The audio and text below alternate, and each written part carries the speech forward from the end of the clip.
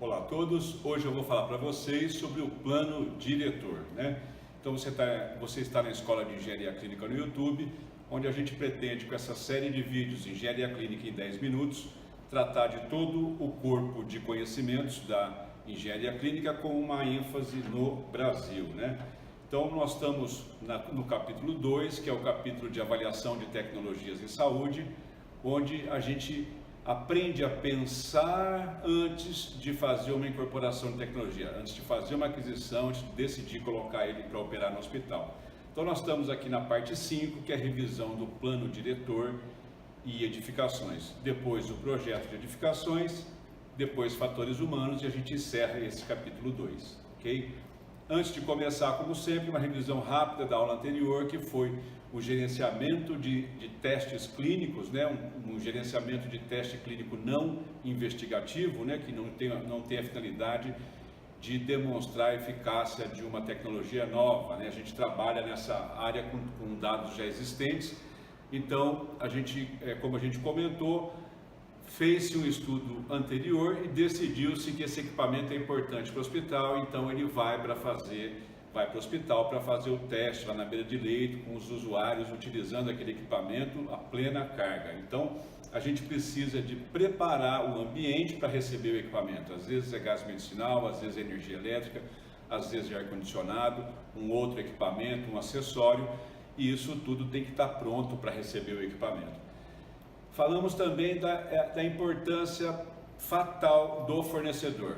Hospitais bons têm fornecedores bons, por isso é importante você desenvolver um fornecedor que ajude você principalmente no teste clínico. Não é só trazer para o hospital, instalar e tudo bem. Não, o fornecedor tem que ajudar o serviço de engenharia a demonstrar que aquele equipamento está seguro para uso e também orientar com relação às características necessárias no site, né?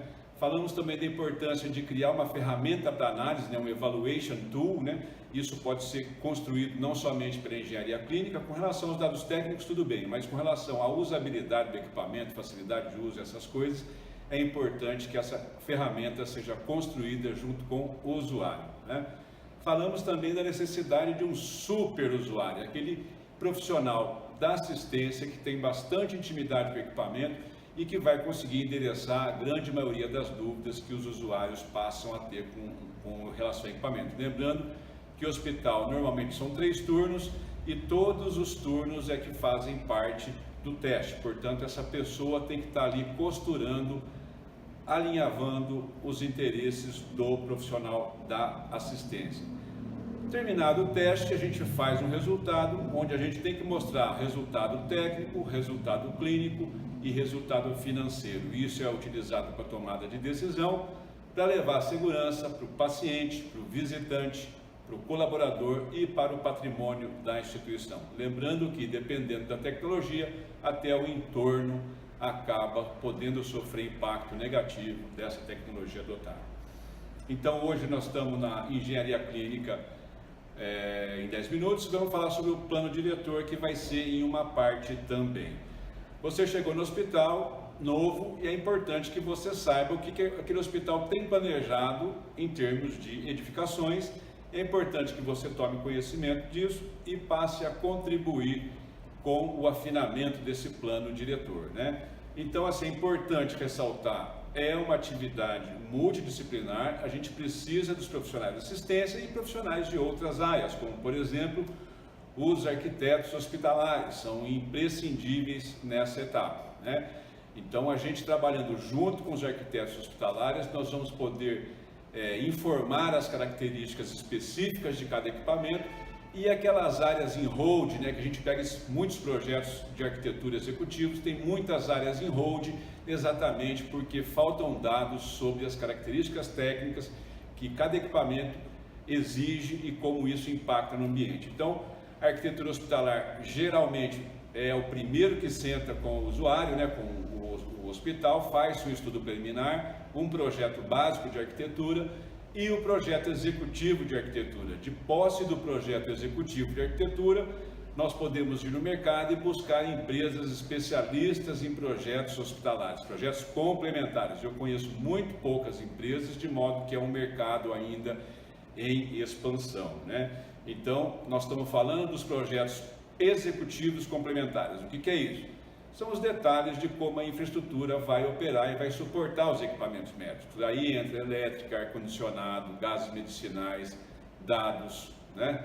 Enfim, espaço. Tem um conjunto de requisitos que cada equipamento necessita, que esses projetos complementares têm que ser endereçados, né?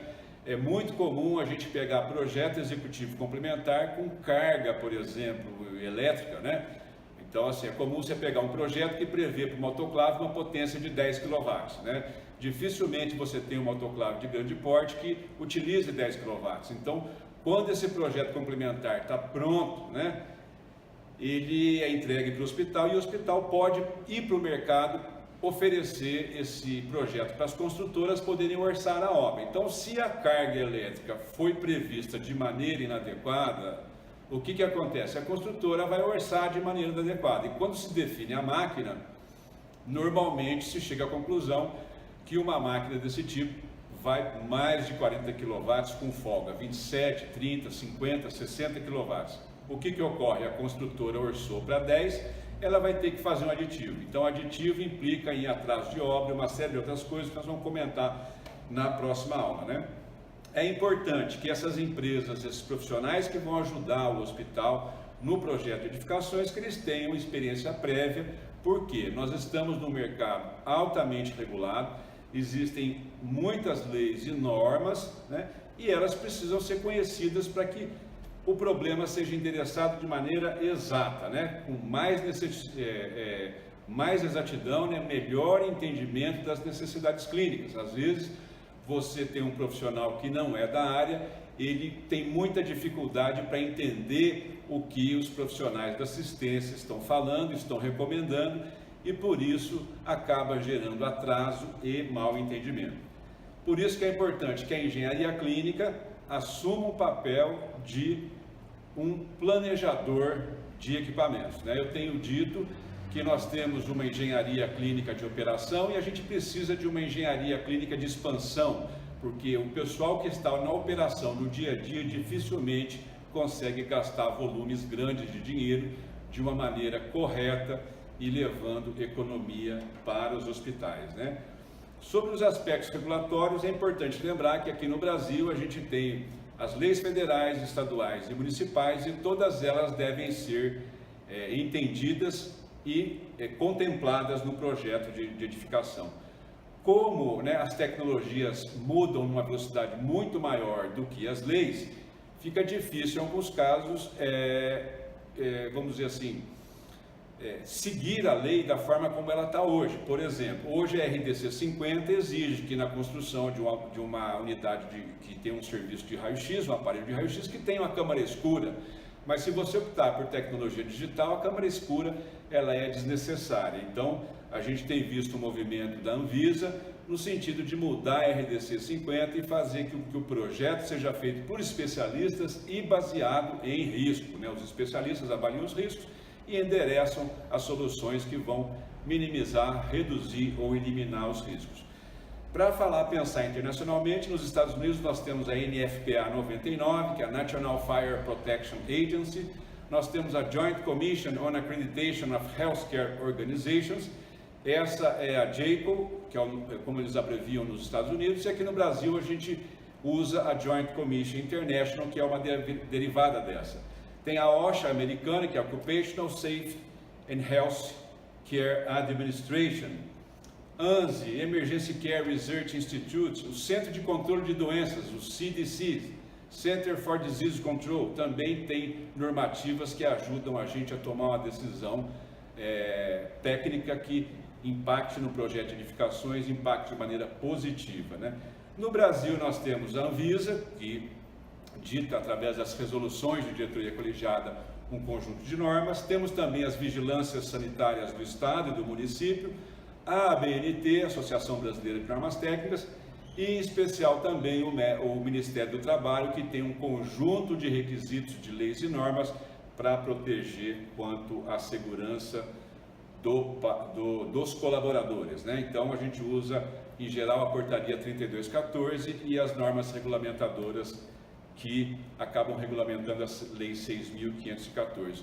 E quando não existir referência nacional, a gente tem que buscar referências internacionais em países mais avançados. A gente encontra muita coisa na Inglaterra, a gente encontra muita coisa no Canadá e nos Estados Unidos, que é a nossa maior fonte de informações, né?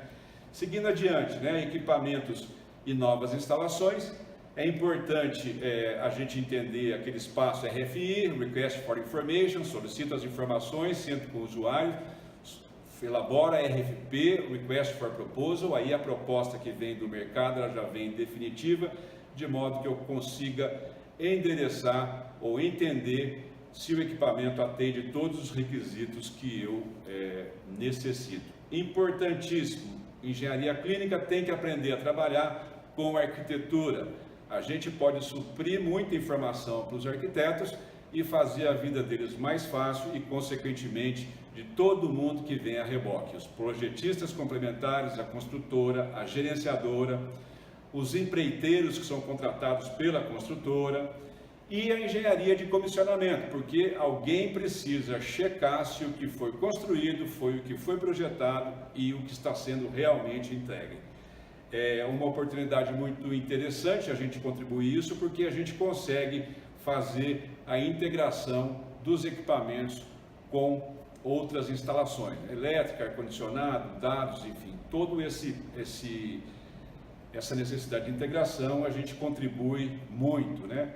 E quais as contribuições do engenheiro clínico com os projetos, né? Site planning, equipamentos de grande porte, mesmo de pequeno porte, eles têm requisitos de potência elétrica, potência térmica, dados externos, transmissão de dados, integração com outros equipamentos, né? Qualidade da água, segurança, tudo isso é objeto que a gente da engenharia clínica pode ajudar bastante nos projetos. O objetivo maior é cuidar da segurança do paciente, das pessoas, como eu tenho dito, colaboradores, visitantes, entorno, patrimônio da instituição. A gente pode conseguir melhorar o fluxo do trabalho, né? Pensando se o cirurgião é destro ou se ele é canhoto, isso tudo influencia, por exemplo, no posicionamento da mesa cirúrgica e as regras de gases nas paredes, por exemplo, né? E a integração dos equipamentos com sistemas de arquivamento de imagens, protocolo de comunicação DICOM, tem que pensar ali se o que nós estamos comprando, se estamos comprando só impressão, rastreamento de dados. Sempre recomendo negociar o DICOM Full, o pacote completo, que mesmo que você não use, no futuro, se você tiver condição de utilizar essa linguagem de comunicação, né, você já tem isso, não precisa de comprar isso depois. O HL7 também é outro protocolo de comunicação entre equipamentos ou acesso dedicados. Então a gente tem que estar trabalhando junto com essa equipe de profissionais, não só os da assistência como os de fora, para tornar o ambiente mais seguro, né? Outra coisa, nós falamos sobre reforma, né? Construção de um hospital novo é uma coisa, na reforma a gente sempre tem a possibilidade de retificar problemas, né? De levar um gás para uma área que não tem, mudar o posicionamento de uma tomada, né? Dividir um circuito elétrico, um circuito hidráulico, um circuito de gases de uma maneira melhor que facilite o reparo. Por exemplo, às vezes você encontra o quadro de distribuição dentro do quarto do paciente. Então, para você fazer uma intervenção no circuito elétrico, você tem que entrar no quarto do paciente, gera um transtorno, um incômodo que é desnecessário. Você pode aproveitar para reposicionar um equipamento, instalar novos pontos de acesso, trabalhar na melhoria de fluxo do trabalho, né? Organização de espera, subespera, até o paciente ser atendido, né? E, enfim, é uma oportunidade para você trabalhar ou preparar melhor o ambiente para o estado da arte, da tecnologia que você está utilizando. Então, por hoje, basicamente é isso. Você está na Escola de Engenharia Clínica no YouTube. Nós falamos sobre revisão de plano diretor.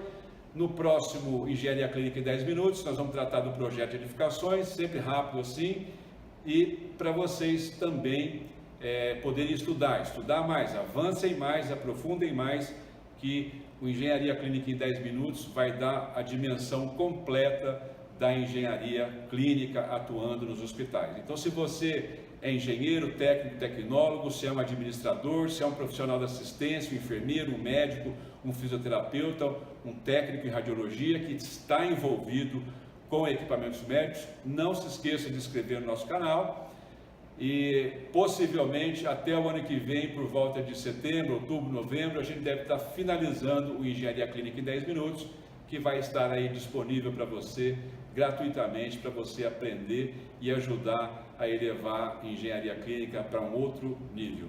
Então, no finalzinho do vídeo eu vou postar os slides para que vocês possam montar suas próprias apresentações, as suas apresentações e melhorar isso tudo que a gente está fazendo.